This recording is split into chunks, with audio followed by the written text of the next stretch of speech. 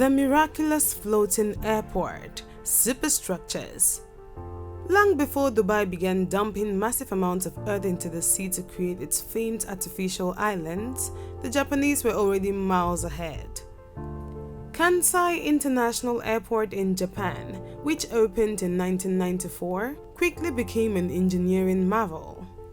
Not only was Terminal 1 designed by Renzo Piano, with the typical exciting flair that we have come to expect from the man who designed the Centre Pompidou in Paris and the Shard in London, but the very ground below the airport was pretty groundbreaking also.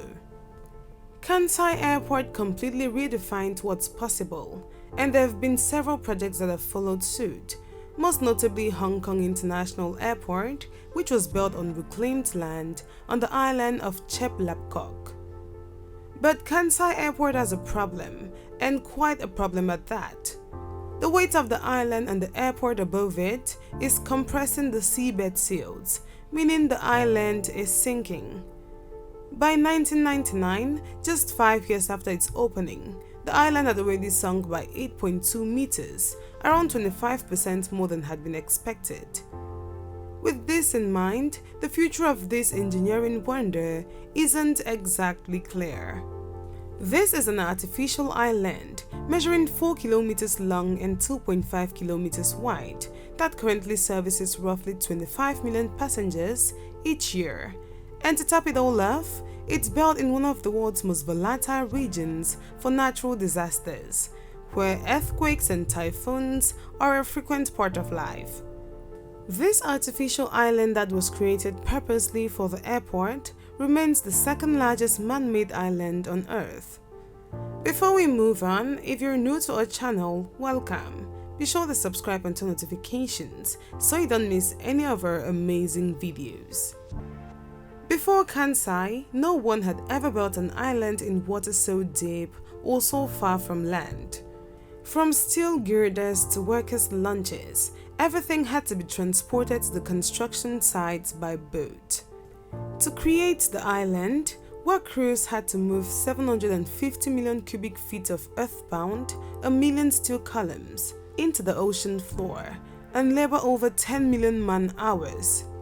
Pan took on the arduous task of establishing an airport on the sea, since building Kansai International Airport on land would have been nearly impossible. Kansai is a 10,000 square mile region in central Japan that straddles the honor of Honshu, some 300 miles southwest of Tokyo. It is bounded by two of Japan's most important cities, the sprawling industrial centers of Osaka and Kobe.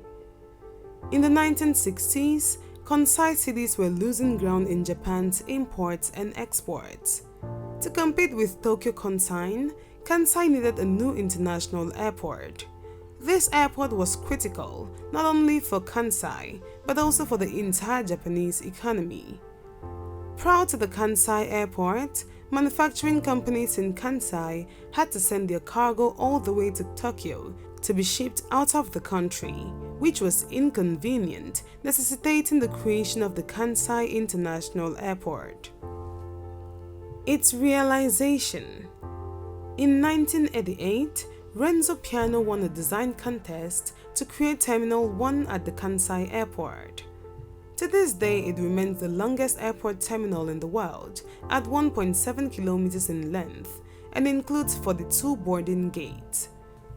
It has a total gross floor space of 296,043 square meters, roughly the same as Grand Central Station in New York City.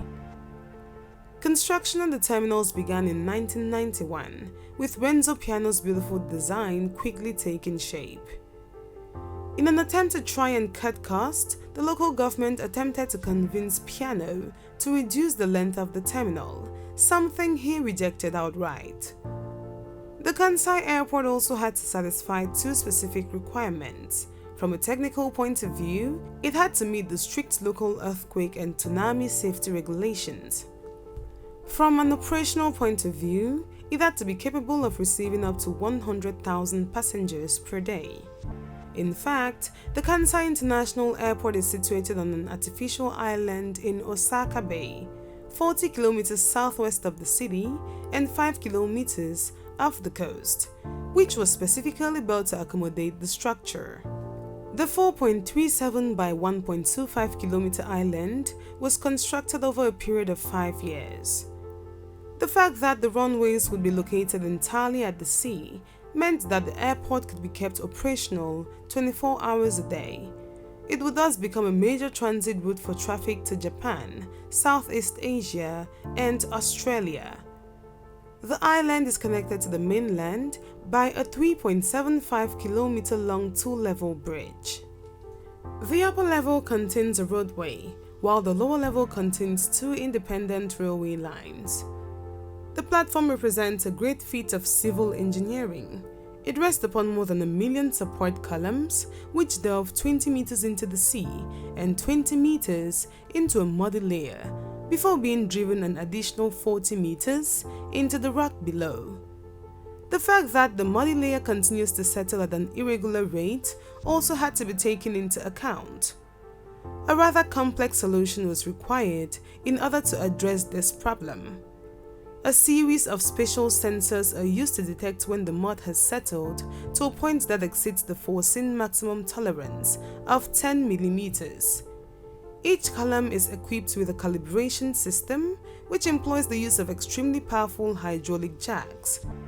Whenever a column's position is offset, the system adjusts it and locks it in its new position. This phenomenon had a significant effect. In fact, during the initial stage, the island settled by 50 centimeters from 1992 to 1996. The building, which is 1.7 kilometers long, rests upon the island like a glider. The terminal has 42 different exits. In the absence of any other constraints, the structure's volumes were only determined by the encumbrances and spaces required for the aircraft's maneuvers. The planes give shape, function, and extension to the building itself. The glider shape can be seen quite well in the layout. The access routes form the 2 tail wings, while the structure's main body and terminals represent the fuselage with its extended wings. The structure has an undulating, asymmetrical layout, although the visible beams are placed at regular intervals. It extends over various levels, which suddenly open up onto a large central atrium. The shape of the terminal's roof was derived from a lengthy study on the dynamic airflow circulating within the building. This study was carried out in collaboration with Peter Rice and Tom Barker, respectively of Arab Group structural engineer and plant engineer. The roof's cross-section has the shape of an irregular arc, which is actually a series of arcs of different radii. It was given this shape in order to direct the air from the passenger side to the runway side without requiring the use of closed conduits. Blade-like deflectors guide the airflow along the ceiling and reflect the light from above. Thus, all the elements that would have obscured the view of the structure have been eliminated. The enormous 3-dimensional beams that support the roof are over 80 meters in length. Their asymmetrical profile is designed according to the same calculations that have allowed for the invisible airflow to be properly channeled. These structural studies also inspired the development of a mathematical model that guarantees the maximum standardization of the components. The final result is that all the Kansai Airport's 82,000 stainless steel panels are absolutely identical. This is also thanks to the building's overall size, which allowed the curves to be absorbed with low tolerances. The curves of the building's wings were also the result of the application of a strict law. They were defined according to a toroidal geometry. Conceptually, the wings represent the upper portion of a 16,800 meter wing, with a radius tilted at 68 with respect to the horizon that passes through the Earth and emerges over the island. Although this curvature is nearly imperceptible, it was necessary in order to ensure the control tower's lateral line of vision. The terminal's interior layout is based on a functional study carried out by Paul Andeu for the Aéroport de Paris.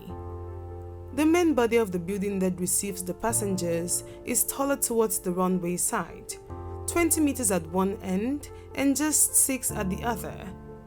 By forcing the perspective, the human traffic is naturally guided in the desired direction. And that's not all. The asymmetrical structure offers a clear sense of orientation at any given point. Due to the structure's significant size, a shuttle transport system has been installed along the wings.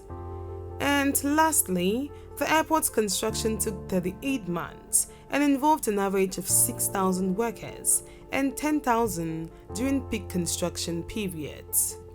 The opening.